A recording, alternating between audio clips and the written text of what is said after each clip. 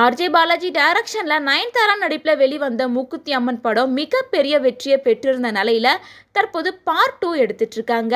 First பார்ட்ல அம்மன் கேரக்டர்ல நடிச்சிட்டு இருந்த நயன்தாரா தான் செகண்ட் பார்ட்லயும் மூக்குத்தி அம்மனை நடிக்க கமிட் ஆயிருக்காங்க.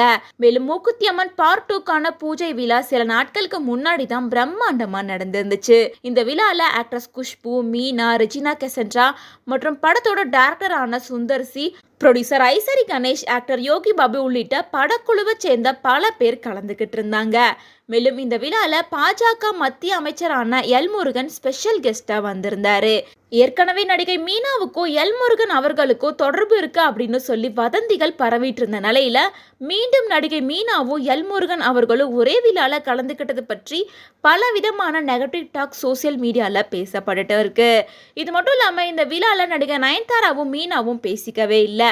ஈவெண்ட்ல ஒருத்தர் முகத்தை ஒருத்தர் நேருக்கு நேர் பார்க்கறதையும் தவிர்த்துட்டே இருந்தாங்க அப்படின்னும் நயன்தாராவுக்கு கர்வம் அதிகமாயிடுச்சு. மீனாவை கண்டுக்கவே இல்லை. மீனா எதுக்கு வழிய போய் நயன்தாரா கிட்ட பேச முயற்சி பண்றாங்க அப்படிங்கிற மாதிரி டாக்ஸ் போயிட்டு இருக்கு. அதுக்கு தகுந்த மாதிரியே தான் விழாவில் மீனாவும் நயன்தாராவும் பக்கத்துல நின்னப்ப கூட அன்கம்ஃபர்டபுளா தான் இருந்தாங்க. ஒரு கட்டத்துல மீனா ஸ்மைல் பண்ணா கூட, பேச முயற்சி எடுத்தா கூட நயன்தாரா கண்டுக்காம இருக்க மாதிரியே ரியாக்ட் பண்ணியிருந்தாங்க. இந்த நாளில் ஆக்ட்ரஸ் மீனா வதந்திகளுக்கு இன்டைரக்டா பதில் கொடுத்திருக்காங்க. சில பிலாசபி குவைட்ஸை ஷேர் பண்ணியிருக்காங்க. அதுல என்ன சொல்லியிருக்காங்கன்னா, உங்ககிட்ட இருந்து அவங்களுக்கு வேணுங்கிறத வாங்க முடியலனாலோ உங்களை பத்தி புறணி பேசுறவங்க, தப்பா பேசுறவங்க உங்களை ஒதுக்கி வச்சிருவாங்க.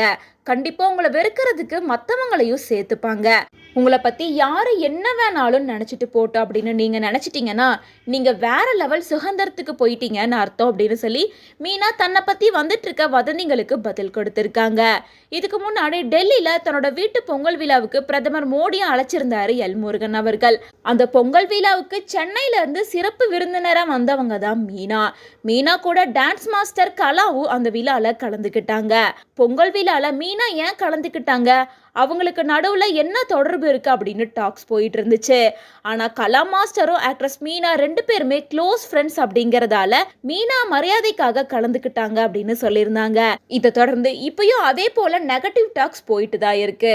அதுக்காக தான் மீனா இப்படி ஒரு பதில கொடுத்திருக்காங்க.